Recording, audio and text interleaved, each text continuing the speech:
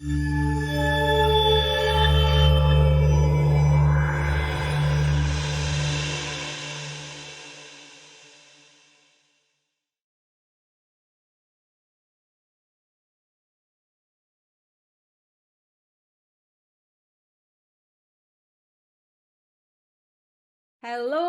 everyone.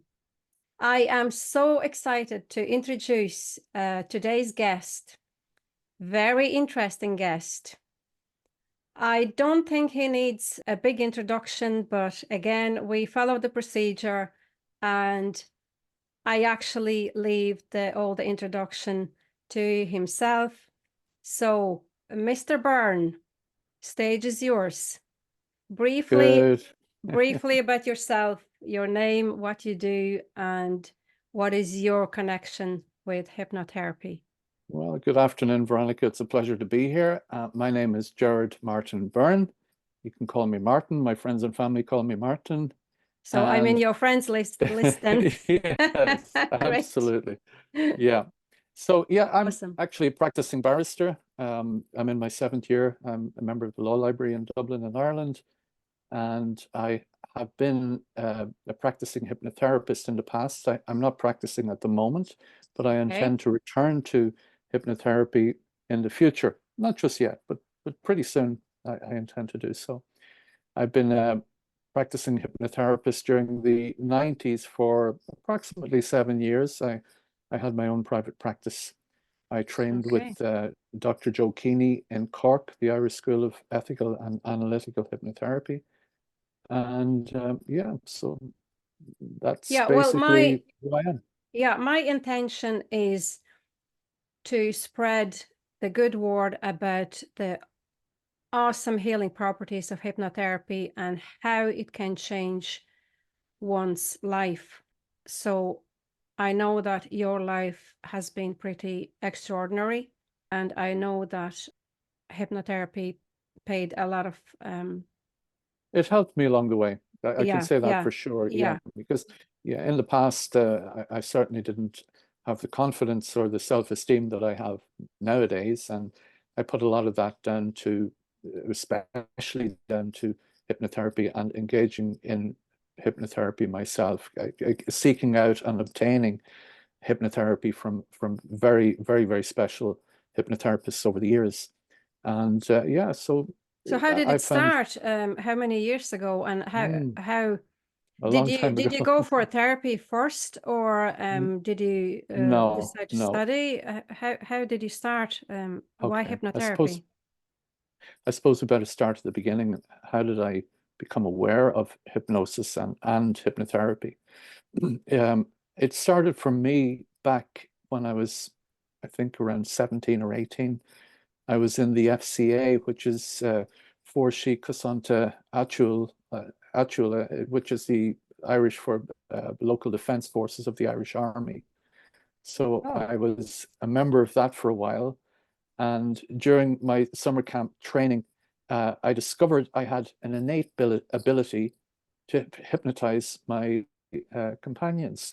And I had no training, no knowledge of what I was doing whatsoever, apart from the fact that when I spoke to these guys, who I have to admit were somewhat inebriated after coming back from the pub. I didn't drink alcohol at the time, and I found it quite fascinating to see my peers, tipsy, but more than tipsy. And so I was just having some fun playing around, fooling around. So you started basically with the fun part of the fun part. Yes, exactly. Yeah. Well, many people actually find that quite unethical. So how do you look at that? Yeah, well, okay. Well, first of all, I stopped doing it. I did what I did at the time, which was over the course of a couple of weeks during training. It was great fun for a lot of the participants and the observers, but I realized that I had no idea what I was doing. I had no idea of the consequences of it, or if there were consequences, and so on. So I stopped, and I stopped forever. I actually, well, not forever, because I returned later on, but I stopped performing or doing that. And at the back of my mind, I was concerned that the guys were just fooling me in a way. But I knew that I knew that it was real. I knew from the reactions, and there were some abreactions, which is an emotional outburst that some people can experience when they go into the hypnotic trance state. And yeah, so that frightened me actually at the time, but no harm became of the people during those fun sessions. And I found that later, many years afterwards, I gave a lift to a guy who actually was in the FCA at the time, the Local Defence Force at the time, when I was carrying out those hypnosis sessions. And he said to me, he didn't recognize me initially, but he said to me, "You're Martin Byrne. You were in the FCA." I said, "Yeah, were you in the FCA?" He said, "Yeah." So we got talking, and he said, "Yeah, God, that was fascinating what you did back then." So I realized at that moment, well, yeah, perhaps the guys weren't just, messing me around or fooling me, that there was something in it. And then many years after that, I had suffered from depression, very, very serious depression at the time. I really wanted, ever since I was a kid, I always wanted to go and live in the United States. And I applied for a green card back in the early 90s. And the green card eventually came through the door. And this was my opportunity to go and live in my beloved USA. But time. I was tied down at that time, and I couldn't. So between that and a number of other things, I became very depressed. And so I went to the GP, as you do, and I was prescribed antidepressant medication. And to cut a long story short, I ended up in hospital in Dublin as a result of the medication that I was on. And I won't go into the background details of that, but it was the side effects of the medication that culminated in me having to be admitted to hospital in Dublin. And so I stopped taking the medication, and I looked around for, is there any other way to deal with this problem that I had, psychological problem, depression? And I saw over the course of the period of time, I saw many books written by doctors and so on about hypnosis and self-hypnosis and so on. And I said, well, if there are doctors writing books about hypnosis, it must be real. And then, of course, I related back to my own experience in the FCA. I suppose at that time there was not much of information in Ireland about hypnotherapy. No, that was in the early 90s, and it certainly wasn't very, very well known at that time. Not like nowadays in the 21st century, and with back in those days, that was before the widespread use of the internet, or I suppose even before the advent or the widespread use of the internet. So what I've noticed actually that nowadays hypnosis is applied in kind of merged with other alternative healing activities, like yoga and breath work and many others. It's very much as complementary to many other forms of therapy.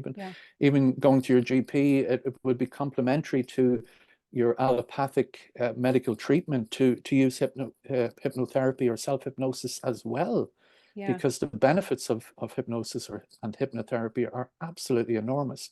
There's no negative side effects. They're all positive side effects. And I can speak for that. I'm living proof of that, because back in those days in the early 90s, I was a basket case with depression and anxiety and low self-esteem and lacking in confidence. And I couldn't speak like I'm speaking now. And so I went for hypnotherapy. I found there was a local hypnotherapist, and I won't mention any names, but I didn't particularly like the approach that the individual adopted. And however, it did open my eyes to the fact that hypnotherapy can work. So I have that person to thank enormously for that introduction.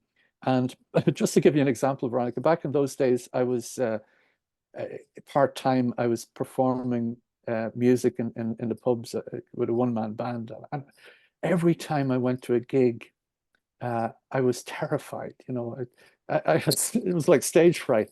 I'd be on the stage and I'd be worrying about everything.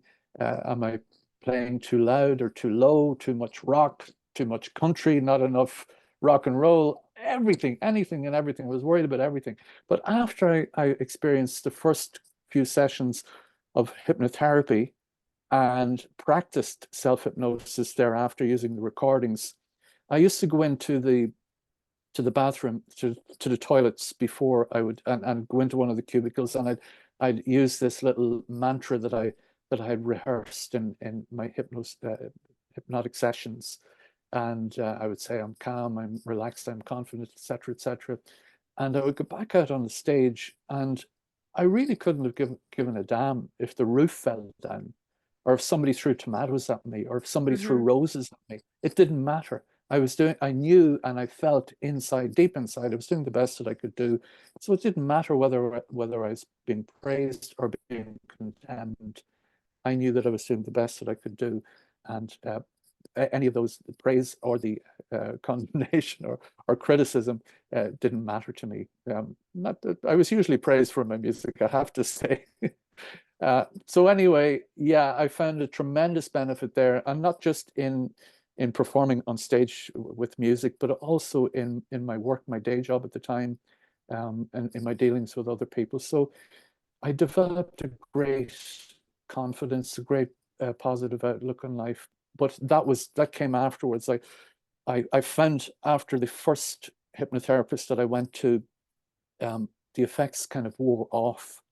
So the approach that hypnotherapist applied or adopted, in my case, was not really suitable for long-term results for me.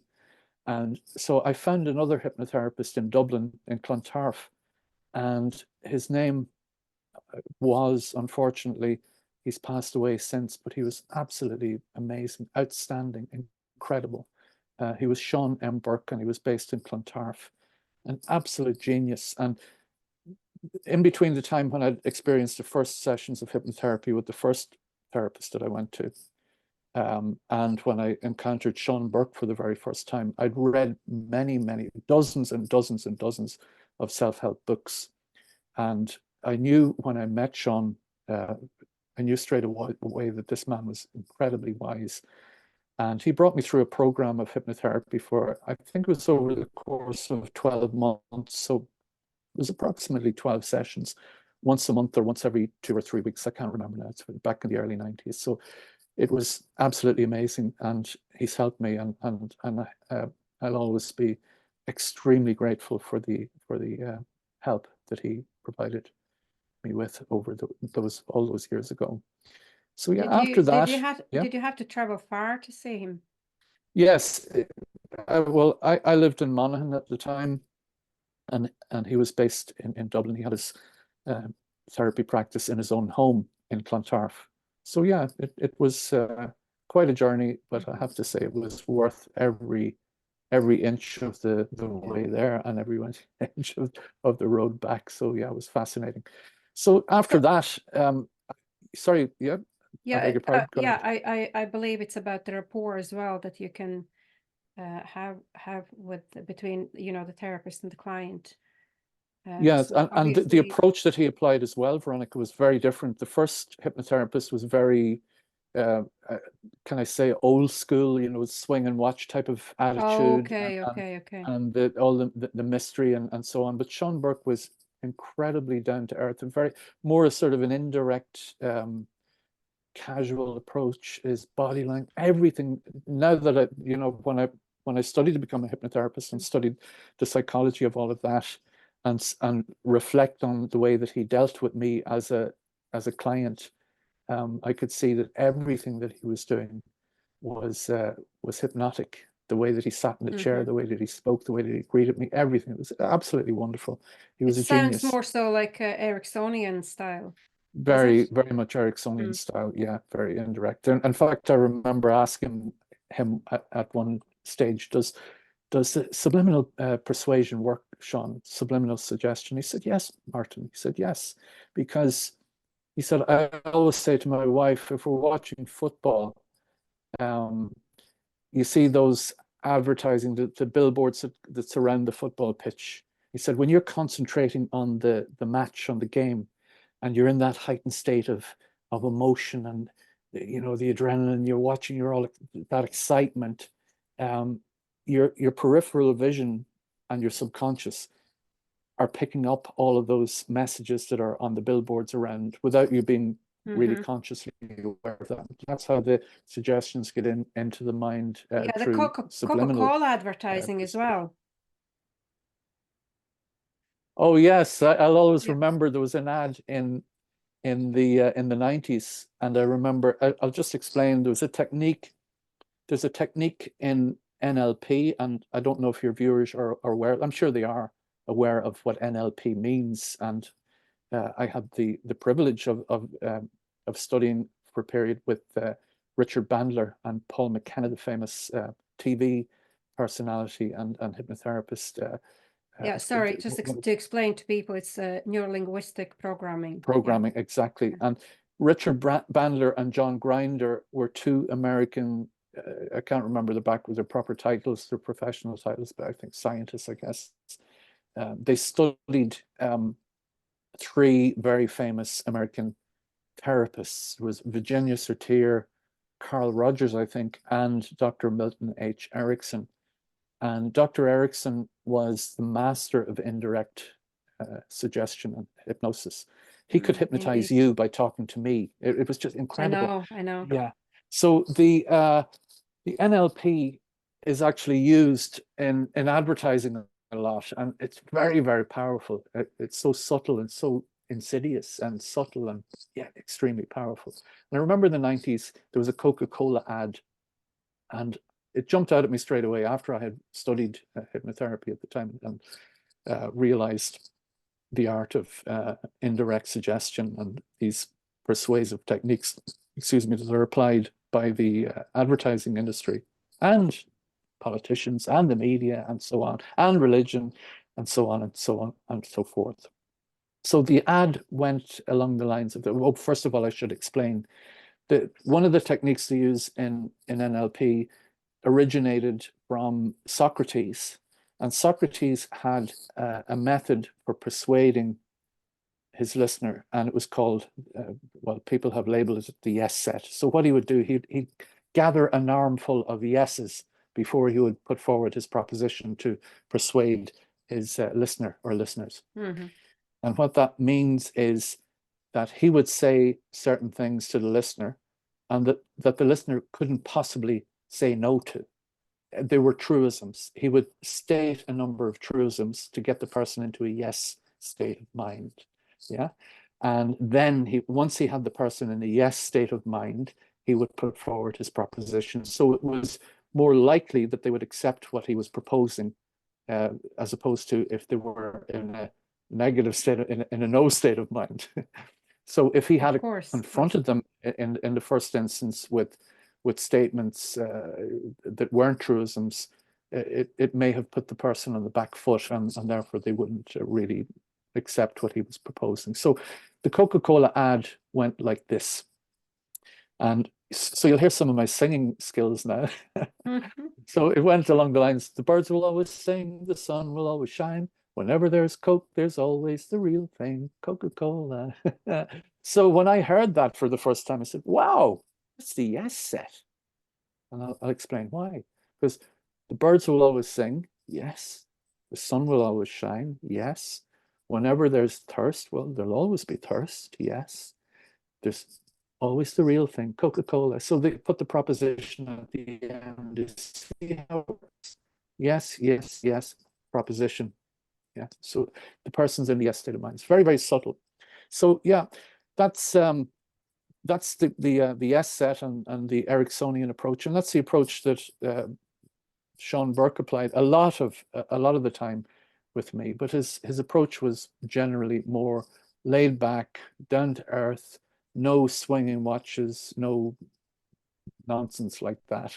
But some people actually enjoy that, and there are times, pardon the pun, for the swinging watch, and times when it's inappropriate. So certain people like that mystique, if you will.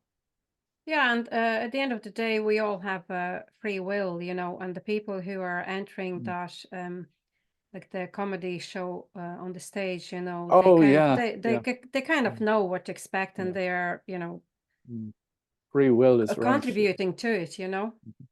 Yeah, free will, But it's strange. I would say this concept of free will, but how free is our will when, yeah, you know, those very subtle techniques are applied or applied to us all of the time, you know, from our early years, when we're first of all from our parents, and then from our teachers, and then religion, and then the media, and then our, you know, the politicians and so on. So those persuasive techniques are applied all of the time. So yeah. So what happens?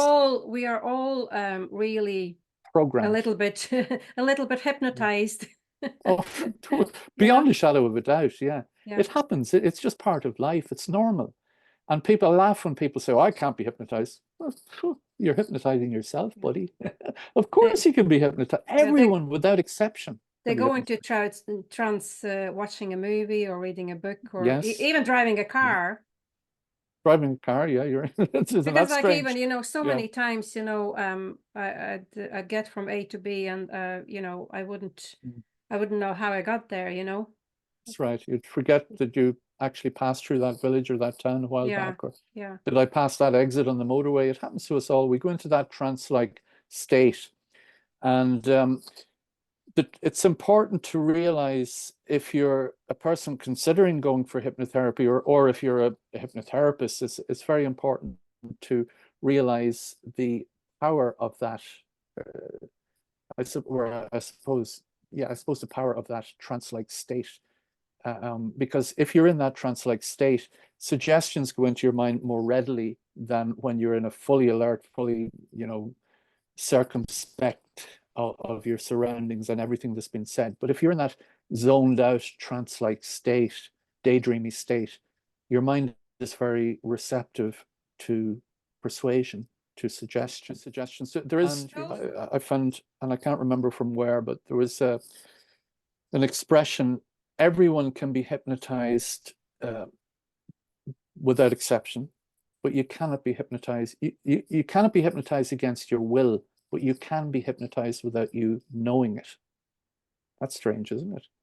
So if I you're agree. consciously Yeah, I aware agree. that Yeah. if you're consciously aware that somebody's trying to hypnotize you or trying to persuade you, you can resist. Your conscious mind is like the bodyguard on the door, you know, prevents any unwanted stuff getting into your mind. But if that bodyguard is distracted, your conscious mind is distracted, which is what we do as hypnotherapists. We distract the conscious mind so that it can open up the door to the subconscious, and then the hypnotherapist, who acts ethically, is obliged to act ethically and in the best interest of his or her client. They implant positive self-empowering suggestions into the person's subconscious mind. So the art of hypnotherapy is, well, the goal of hypnotherapy is, number one, to distract the conscious mind so that you can implant positive, life-affirming suggestions into the person's subconscious mind. And like planting seeds in the garden, so that, you know, the person will have a beautiful garden as opposed to a garden full of weeds. So that's the ultimate goal. Yeah. I saw a metaphor somewhere, I can't remember where, about being in a dark place. You know, a lot of clients would say, I'm in this dark place, you know, I don't know how to get out of there. There was a beautiful metaphor about being planted. Just imagine that you've been just planted. And you know, the way the seed is in the dark place when you put it into the ground, into the soil. Yes. So, and then it grows into a beautiful plant. Metaphors are very powerful, Yeah, because and the pictures are first, language of the subconscious mind. yeah, and the first step into towards healing, in my view, is admitting that you actually need help. Absolutely. Acceptance Yeah. is the first key, or is the first step in healing, in the healing process. You must accept that there's a problem. It's like the old saying, the alcoholic must lie in the gutter before he or she will eventually decide, okay, enough is enough. So at that point, that's acceptance, isn't it? Yeah. In one of the conversations you said about the law, you know, about your current profession, you're a barrister now, that law is beautiful. You see law as beautiful, you know, where other people maybe don't. So could you say the same about hypnotherapy? Absolutely. About the human psyche and how it works? Absolutely. It's miraculous. It's absolutely amazing. Mind-blowing, pardon the pun. It's amazing. It's beautiful. And yeah, the law is beautiful as well. I love the law and I love practicing the law. So how does the hypnotherapy experience complement that or interact with that? Interact with your current... Well, yeah. Well, I can say this for a start. I don't hypnotize my clients, and I certainly don't. But yeah, it's totally different. But how it helped me was, it helped me initially. First of all, I was a practicing hypnotherapist, and I had used hypnotherapy for myself. I'd sought out hypnotherapy. I got my treatment, and I used self-hypnosis then thereafter, the recordings thereafter, for many years, and built up my confidence, my self-esteem, positive outlook on life, philosophical positive outlook on life. And then I practiced for 7 years approximately. After that, I gave it up because of time commitments, etc. And then I worked in my day job. My previous career was a production quality manager in a furniture factory. So I had a very responsible role to play in that company. And, you know, my time commitments, I couldn't split my time any longer between practicing. So you did hypnotherapy at the top of the full-time job? Yes, I did that. My hypnotherapy practice was part-time. Okay. So I practiced part-time. So then my career ended because of the financial crisis, the global financial crisis in about 2008. My career ended in, I think, mid 2011, and it was absolutely devastating. It was a devastating blow to me because that was my future. It was everything, and I became, again, despite all of my training, my background, I'm not ashamed to admit it, I became very depressed, which was, and it's normal to feel depressed in depressing circumstances. So I had a very, very hard time for a number of years.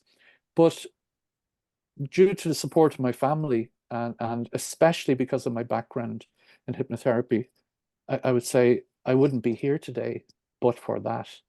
And all of the practice that I had applied to developing my personality, my confidence, my positive outlook, etc. All of that stood to me when I went back, went back to education as a mature student, and I applied all of that positivity and so on, my relaxation skills, etc., to my studies, and it really stood to me because I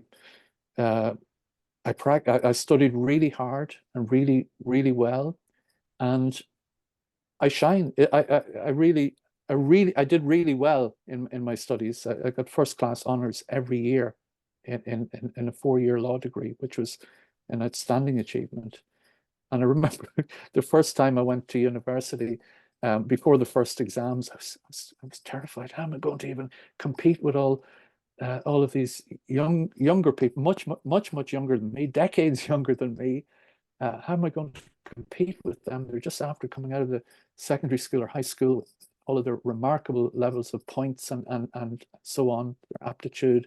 How am I going to compete? And I did, and I came first in my class over the course of 4 years. So, and I put all of that down to applying the skills that I'd learned using self-hypnosis and as a hypnotherapist over all those years in the past.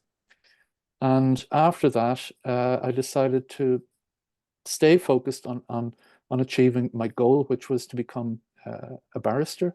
And after I'd left university, I went to the King's Inns in Dublin and did my Barrister-at-Law degree. And I'm now in my 7th year practicing at the Bar of Ireland, and I absolutely love it. I love every minute of it. Wow. Yeah. Mm-hmm. So that was the journey, and I put it down to development of a positive outlook on life and a positive mental attitude.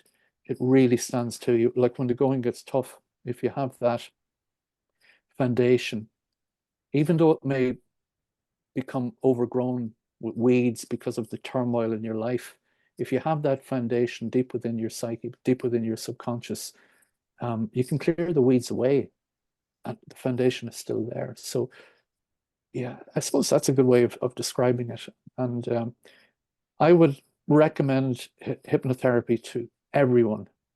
It's amazing. It's something we can all benefit from. It's something we're all able to do. I don't mean we're not all able to become hypnotherapists, but we're all able to be hypnotized and to benefit from it. And it's something that should be taught in every school in the country. Every child should be taught how to use self-hypnosis to empower themselves, to improve their life, and so on. There's a lot of talk, a lot of use of mindfulness nowadays, which I see really as another form of self-hypnosis, like meditation is a form of self-hypnosis. It's like the old saying. But you're a Christian Catholic, aren't you? Mm-hmm. Yeah. So yes. Like even the prayer, I see the prayer. Oh yes, hypnotic as well. You know. Absolutely, yeah. Especially when you close your eyes and pray. Mm-hmm. You know, that's a bit hypnotic. Yeah. Not even a bit. It is hypnotic. Yeah. Repetition is the mother of success. And repetition is one of the ways of implanting a suggestion in a person's mind. So there are a number of times when it's easier to implant suggestions into a person's mind.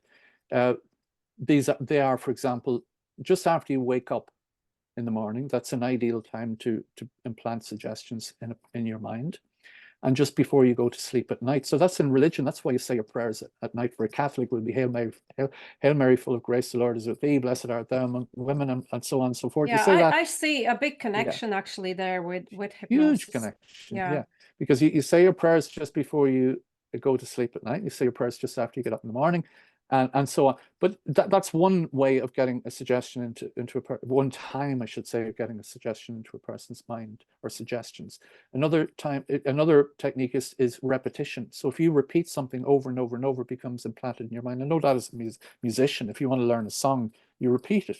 If you repeat it often enough, it becomes implanted in your mind, and you can say it out. You can repeat it then thereafter without having to think about it. The same way as learning how to drive a car. You repeat how to move the gears and apply the clutch and so on and so forth until it becomes automatic.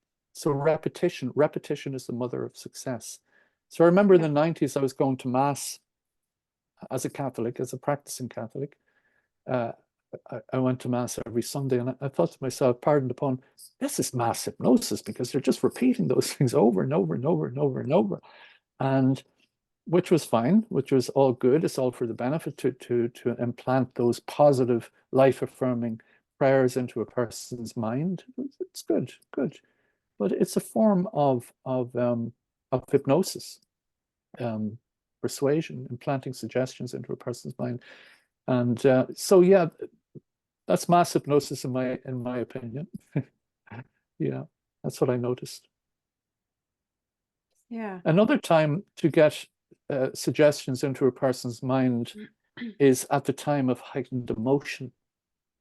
And you might recall a few minutes ago, I mentioned Sean Burke telling me about the football match and the billboards around the football field being subliminal persuasion.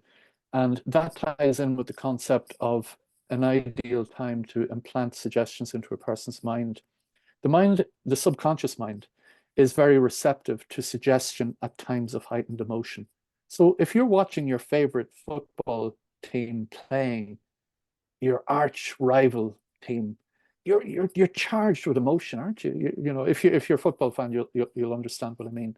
So you're charged with emotion. So you're all driven by that emotion and wanting your team to succeed and wanting the other team to fail, etc. So all of those billboards around the side are Yes. going into your subconscious mind. Yeah. Yeah. Another time is when, let's say you experience a traumatic event, and just when you're experiencing that traumatic event, something happens. I'll give you a little anecdote about my son, my eldest son, in a moment. But just at the time of that, when that traumatic event happens, you hear a sound, or you see a sight or a color or something like that, and that color or that sound or that sight becomes locked with that emotion that you felt at that particular time for years or decades afterwards. And so at times of heightened emotion, something can get implanted into your mind that can be either good or bad, or I should say positive or negative. When my eldest son was about, I'd say 3 years old, perhaps, maybe 2.5, 3 years old, I had an olive tree at the top of the stairs in my house. And I was carrying my son in my arms out of his bedroom. And as I was walking past a tree, I noticed this was the first time I'd noticed. I'd done it many a time before that, but on this particular occasion, I noticed that he went like that. He was afraid. There was fear, real fear in him in relation to the tree. And then I thought back, aha, because about a week beforehand, I was walking with my son and some friends, and he was in a stroller, and I was pushing the stroller. I was talking to my friend, and I accidentally we brushed past some laurel or rhododendron bushes or something like that, and it scared my son. So as he was, as I was walking, the leaves of the rhododendron bush brushed against him and gave him a fright. So thereafter, when I was walking past the olive tree at the top of the stairs, my son got a fright. Well, he felt It afraid. was like a trigger. It was a trigger, exactly. Yeah. So what I did after that to counteract that, because if I knew that if I didn't counteract that, then he could develop a neurosis in respect of trees. So let's say, for example, and then it could develop into panic attacks at a later stage in his life. For example, if that wasn't dealt with at the time appropriately, my son could have went to, he'd go to school, maybe go on nature walks and so on with his class, and find phobia. Yeah, the phobia. That's how the phobia develops. Yeah, and it could develop into anxiety attacks, and he had no idea where it's coming from. So what I did at the time was I went back to the tree and I started talking to the tree, and then I'd pull on the branch of the tree as if the tree was talking back, and say hello to my son and so on. And we made friends with the tree, and helped my son to realize that there's nothing to fear from the tree. It's just a tree. It was a nice tree, and it was a chatty tree. And so and then he found that it was funny that the tree was talking and in a positive way and uplifting way. So the fear, there was no fear thereafter walking past that tree again with my son in my arms. So yeah. So if it's dealt with appropriately at the time, it's good. But you need to be aware of that. If you're unaware of how a phobia develops, you can't counteract it. It just grows, of its own accord. Yeah, unless it's treated appropriately. Yeah. Maybe you can go into I call it the 3 Fs, the fight, flight, and freeze a little bit. Because many people that's good, don't, many people don't understand that term. Yeah. And fight or flight mechanism, Sorry. What was actually interesting to me, I was watching something, again, I can't remember what it was because I watched so many things. I'm actually fascinated with hypnotherapy and the human psyche.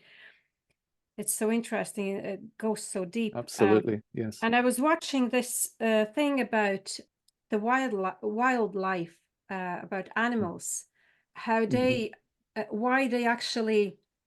Have you ever seen a rabbit or the what do you call them, cantaloupe or antelope? Antelope, yes. Gazelle. Gazelle, yes. Yeah, when they have been chased by a predator, if they believe that they can't escape, that they will be caught, Yeah. they fall down and freeze.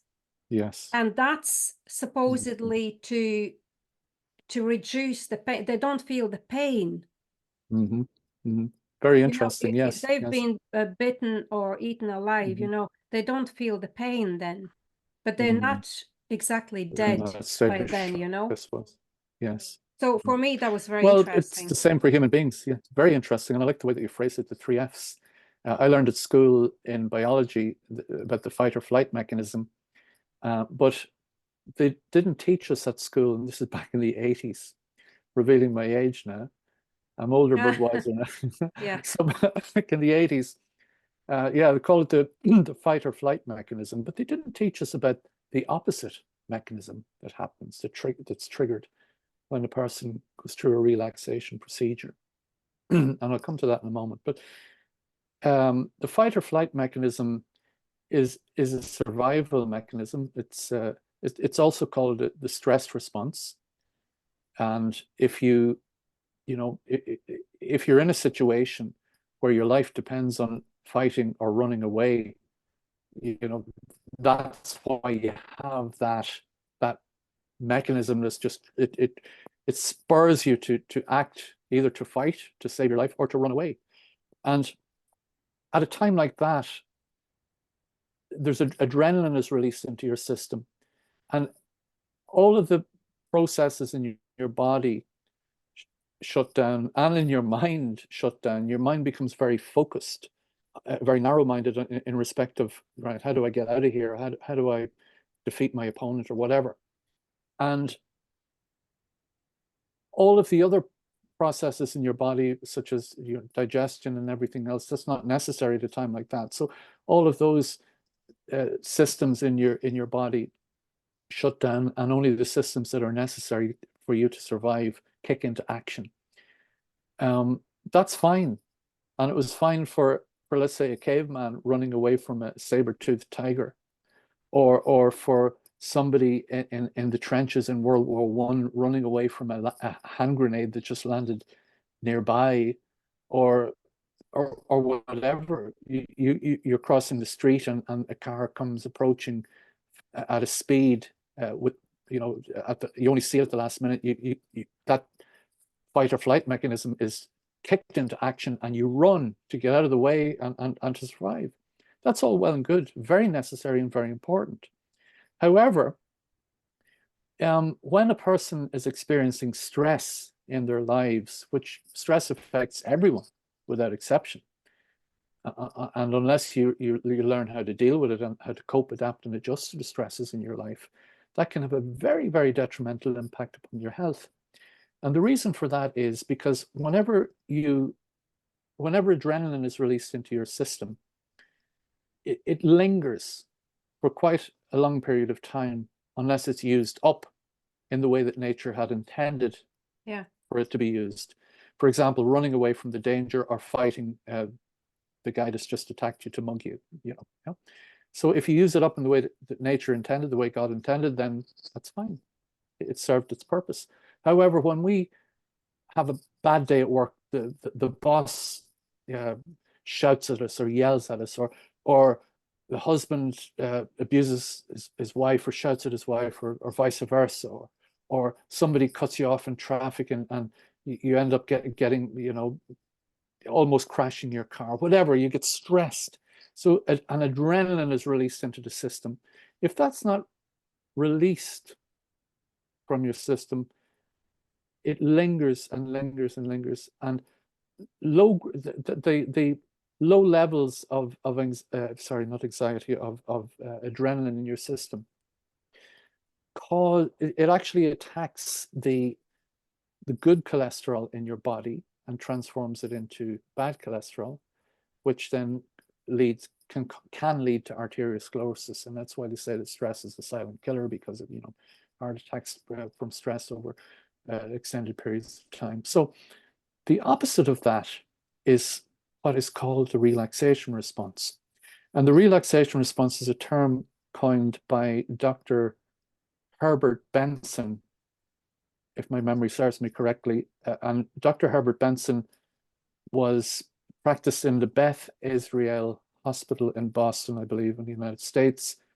And I think it was in the late 60s or early 70s that he conducted experiments on people who practice meditation. And he recognized through those experiments that when a person goes into that meditative state, there's a response triggered, which he called the relaxation response. And it's the direct opposite of the stress response.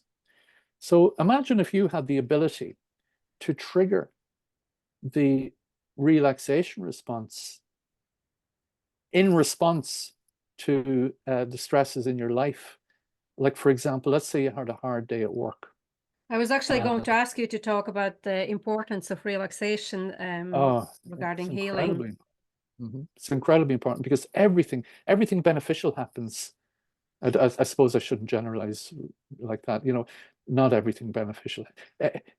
Many beneficial things happen when the fight or flight mechanism is triggered, because you run away from the danger, or you confront the attacker or whatever. So that's beneficial. Yeah, but say I've experienced the 3 Fs myself back in the childhood. Yes. And there were a couple of times actually that I really froze and I couldn't run. Of course, Actually, yeah. all my physical senses were slowed down. So yes. So at why a was time like that? that, well, that's because of the adrenaline. Yeah, it's like the rabbit caught in the headlights. You freeze. Yeah. You're in shock. Obviously, as a child, maybe I thought there's no escape. Yeah, it depends on the circumstances. But if you Yeah. had the ability to control your fear, or understand at the time that understand that there's a way to deal with the fear, Yeah. and to relax your body, to regain control of your body, so that you can think more clearly, to be able to relax. Because with relaxation comes a sense of calmness and control, and you become response able rather than reactive. Because when the stress response, or the fight or flight mechanism, is triggered, you become reactive, and it's like a knee-jerk reaction, and that infers an element of the person being out of control. But if you can have that sense of calmness within your grasp, by being able to relax, being able to breathe, control your breathing, you're able to trigger the relaxation response, as opposed to allowing the stress response take absolute control over everything. So let's say, for example, you come back from a hard day at work and you're stressed out. If you practice self-hypnosis and practice going into the altered state of consciousness, wherein your relaxation response, which is a completely natural response, is triggered through the process of learning how to relax, and whichever way suits you, like, for example, progressive relaxation and so on, or visualization, etc. Whatever method that works for you, if you can use that method to trigger the relaxation response, you have the ability to be response able, rather than reactive in your life. And that, with that, comes tremendous benefits for your health, for your memory, for your study, for your attention. The true art of memory, by the way, is attention. And that's what I applied in my studies. The more attention you can give to something, the more you're able to retain the information that you're studying. So the true art of memory is attention.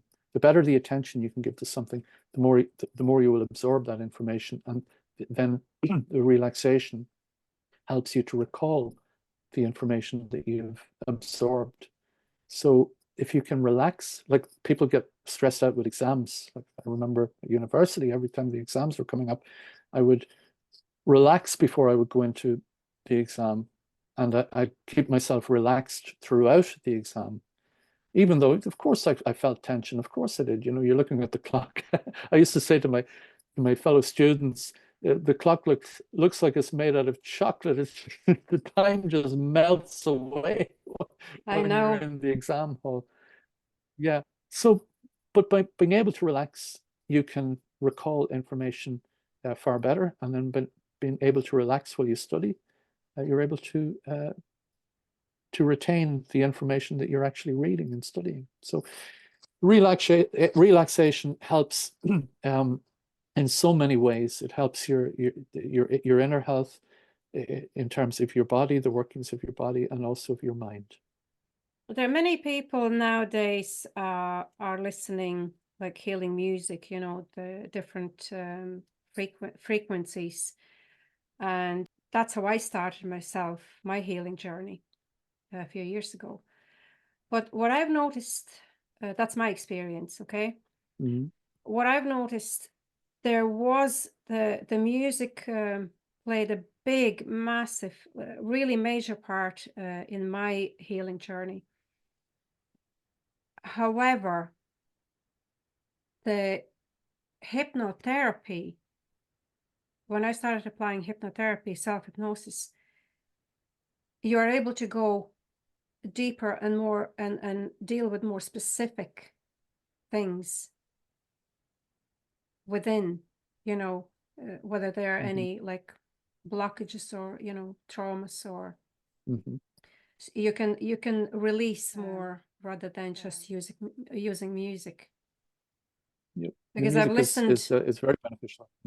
yeah, I've listened, like I've been getting the healing music from a professional. I can't remember his name now, but he makes the healing music, healing frequencies, but now I combine those tracks with scripts, with words, you know, using Yes. using only positive language. And from my own experience listening to those recordings, it's just massive. It makes massive difference. And that's how I started making those recordings for my clients. Yeah, so Well, the maybe, use of music it's very soothing, and people listen to music to relax, and it's wonderful. but again, I've had clients that I actually stopped using music because they just kind of go they go really deep, you know, Yes, that's very too interesting. deep. They Yes, go too deep. They nearly fall asleep, you know, and I can't yeah. work with them because I don't get any response. Where you know there are Well, you want the person to stay. It yeah, depends on what you're doing. It's fine if it's on a self-hypnosis recording, and the yes, person yeah, is listening to that, and they can drift off to sleep. But when yeah. you're applying In therapy, there is therapeutic a techniques, collaboration, you know, yeah, you need a certain level of attention response. Yeah, on response. Yes. yeah. So that reminds me actually that one of those therapists that I went to in the past used the music, and it Sorry was for great. interrupting again, Yeah. but again, you know, Okay. I would really recommend using music like for other therapists, you know, for Of course. for the clients that actually have difficulty with relaxing. Yes, So yes. music really helps, Yeah, you know, it just adds to certainly it. does. It really does. But Yeah. for Sean Burke, when I went to Sean Burke in Dublin, he didn't use any music at all. It was Mm. very, very, very plain and simple, but yet profoundly effective. So you don't need all those bells and whistles and frills and so on. But for some people may not like that, you know, the stripped down, bare, plain, simple approach. Some people might say, it's not. Some people need that level of mystique, as I mentioned earlier Yeah. on. So that's fine if it works for that person.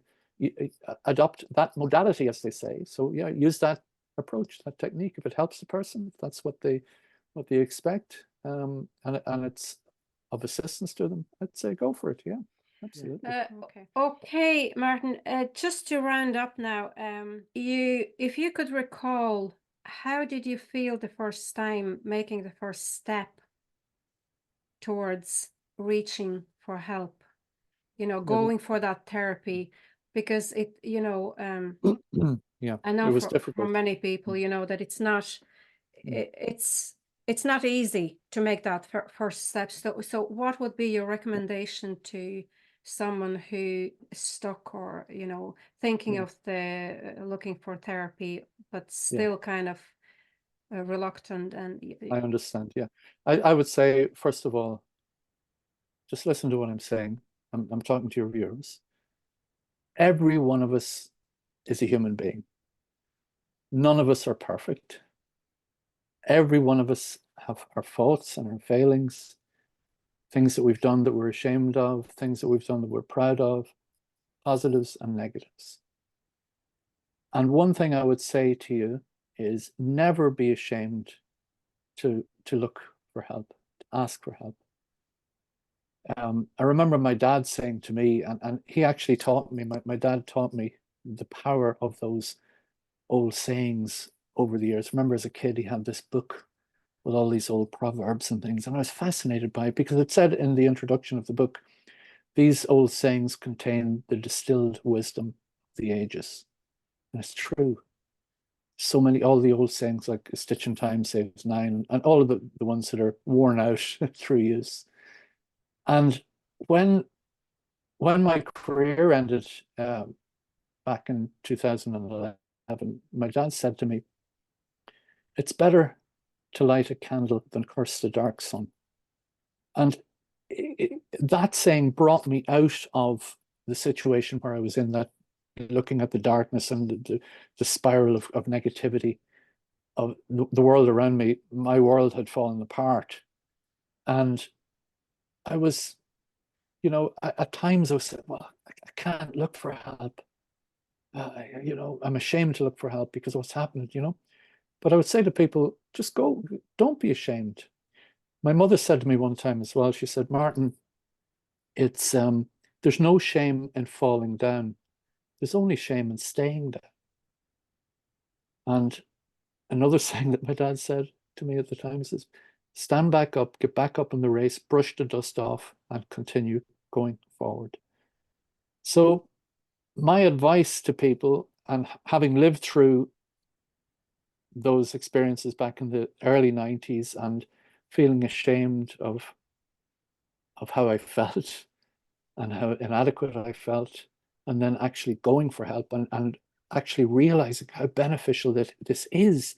And it's a power, it's something that an ability that we all have deep within us that we can benefit from, and we can help others. That's why I became a hypnotherapist, because I said, wow, look at the benefit that I've gained from this wonderful, wonderful technique, wonderful ability that we all have innately as human beings. And I can actually use this to help others as well. And that's what I did, and I practiced for all those years. So the first step is to acknowledge that you have a problem, and there's nobody in life that doesn't have problems. Problems are part of life, and there's nothing to be ashamed of. So if you need help, ask for it. And an old saying, a problem shared is a problem half solved. So if you go and speak to somebody, discuss it with a trusted friend or a trusted colleague, family member, sometimes the person can be ashamed. If you're ashamed, go to somebody that is a good listener, and somebody who's not going to be critical of you, that will be an active listener, will want to help you. And in order to help a person, you have to be a really good listener. You have to listen to them. And if you don't have somebody like that, then you reach out to a therapist.